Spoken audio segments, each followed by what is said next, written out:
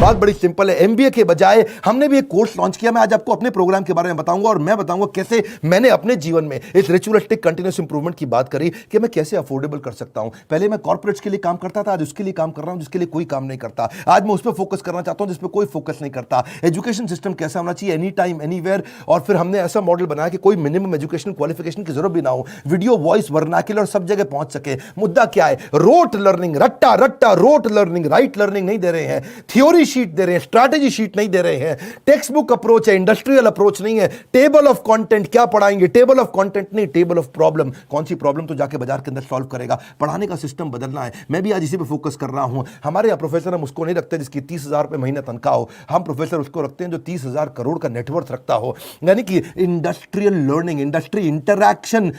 Normally colleges में क्या होता है, वो पार्ट ऑफ कोर्स है और इंडस्ट्री इंटरैक्शन हमारे लिए होल ऑफ कोर्स है। यानी कि केवल इंडस्ट्री इंटरैक्शन ही रखते हैं हम लोग, पार्ट ऑफ कोर्स नहीं कि वैसे तो भाई थियोरेटिकल पढ़ाई करा दो, थोड़ा पार्ट ऑफ कोर्स, ना ना ना, होल ऑफ कोर्स, पूरा का पूरा लर्निंग इंडस्ट्री सिखाए आपको। लोग सबके सब फोकस करते हैं colleges top of the pyramid, सबसे ज्यादा प्रीमियम लोगों को माल बेचो। हमने क्या फोकस किया, middle of the pyramid, bottom of the pyramid. Harvard कह रहा है 80% केस स्टडी, स्टैनफोर्ड कह रहा है 40% केस स्टडी, वॉटन को देखो 40% केस स्टडी। स्टूडेंट इंडिया के अंदर समर इंटर्नशिप करते नहीं, केस स्टडी पर काम करते नहीं, फेक सारी की सारी सबमिट करके आ जाते हैं रिपोर्ट्स। कैसी बर्निंग प्रॉब्लम सॉल्व कर रहे हैं आप अपने कोर्सेज के द्वारा, यही हमारा मॉडल है। देखिए पता है क्या, जब एवरीथिंग अबाउट एंटरप्रेन्योरशिप के बारे में पता करते हैं, मैं इसका थोड़ा बताऊं आपको ये कैसे बनाया हमने। देखा कस्टमर की प्रॉब्लम क्या आ रही है, उसके पास फंड नहीं है, वो कर्जे से मुक्त नहीं हो पा रहा है, वो अपनी कॉस्ट को कंट्रोल नहीं कर पाता, अपनी इन्वेंटरी नहीं संभाल पाता, लो मार्जिन है नहीं बिजनेस में, कॉम्पिटिशन बहुत ज्यादा है और कॉस्ट बढ़ती जा रही, जो माल बना रहा है महंगा पड़ रहा है और मार्केट में माल सही रेट पे बिकता नहीं है, लो मार्जिन हाई कॉस्ट। उसको समझ में नहीं आता कि मैं अपनी इक्विटी डाइल्यूट करूं कि कर्जा लेकर के पैसा आऊं।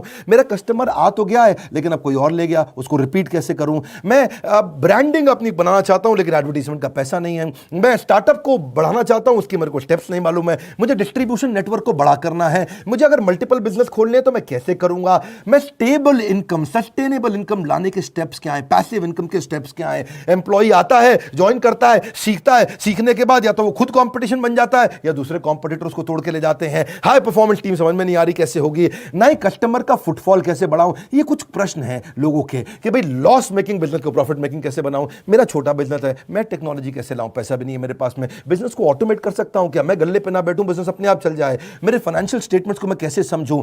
हमने ये सारी लोगों की प्रॉब्लम्स इकट्ठी करी और उसके बाद एवरीथिंग अबाउट एंटरप्रेन्योरशिप में